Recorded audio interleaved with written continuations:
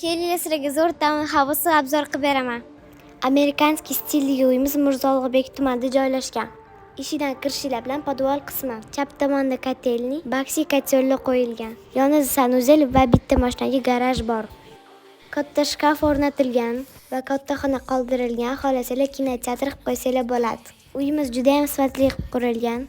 Endi sizlar bilan birinchi qavat ko'rib chiqamiz. Chiqishinglar bilan katta shkaf qo'yilgan, o'ng tomonda zal joylashgan. Chap tomonda bo'lsa kuxnyamiz joylashgan. Kuxenning mebelimizni qalay chiqibdi, kommentariyada baho berib ketinglar. Lyustralarni chiroylisini ilib qo'yishibdi. Kuxnya yonida birinchi etaj uchun spalni joylashgan. Yonida общий sanuzel, santexnikalarni ham sifatlisini ishlatishgan. Endi sizlar bilan ikkinchi qavatga ko'tarilamiz. Chiqishinglar bilan o'ng tomonda родительский spalni, o'zini sanuzeli bilan. Spalnyamizning razmeri kattagina, ichida garderobnisi ham bor. E'tibor bergan bo'lsangiz, skrit eshiklar qo'yilgan. Zinadan chap tomonda yana bitta kattagina spalnyamiz joylashgan. Yonida yana bitta bolalar spalnisi bor. Ko'cha tomonga panoramli romlar qo'yilgan.